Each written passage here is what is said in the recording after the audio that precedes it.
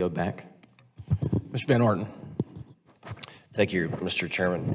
Dr. Scavella, we keep hearing the same words and phrases all the time, continuously improving, doing our best, we're shooting this, and we keep hearing the same stuff over and over and over again. We're trying to get better, we're trying. Will you turn around, please?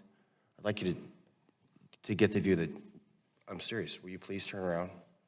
This is the view that Congressman Luttrell had of these people that are permanently assigned to having to have artificial apparatuses to function and live.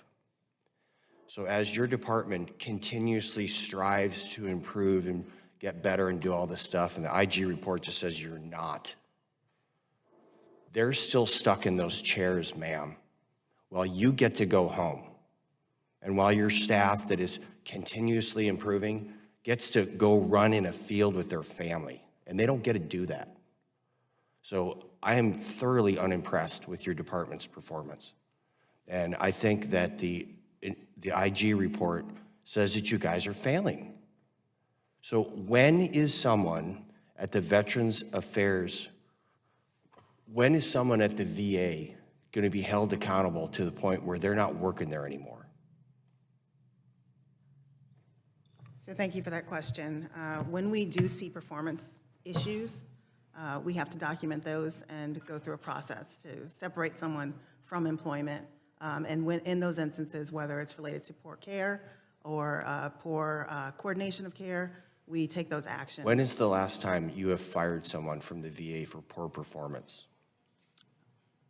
I'm not overseeing direct patient care, so my answer to that question wouldn't really be illustrative of what's happening in the field.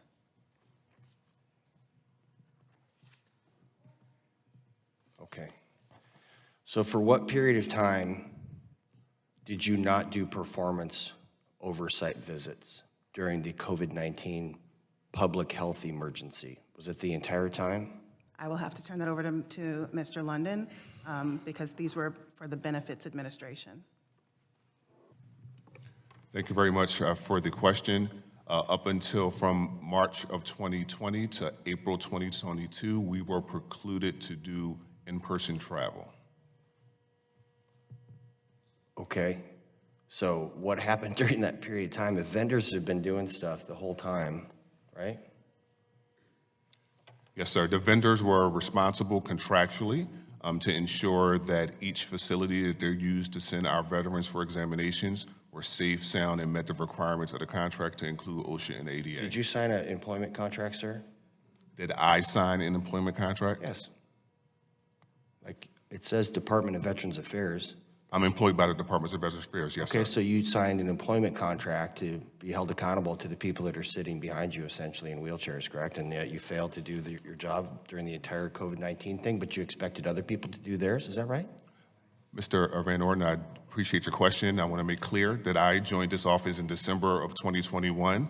As soon as we were required or allowed to travel, I actually went with the team and did site visits personally to make sure that these sites met requirements. So as soon as I was able, Who's your predecessor? under my accountability, sir, that's what I'm here to do. Mr. London, who's your predecessor?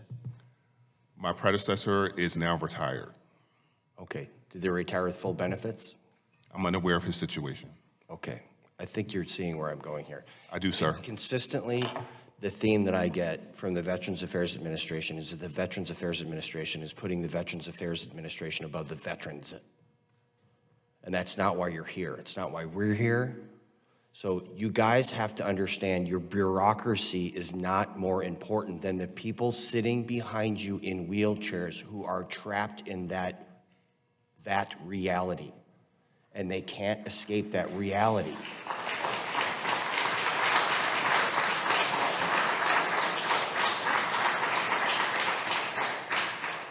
They're clapping for the hope that there will be accountability in the Veterans Affairs Administration, and I join them. And with that, I yield back, Mr. Chairman.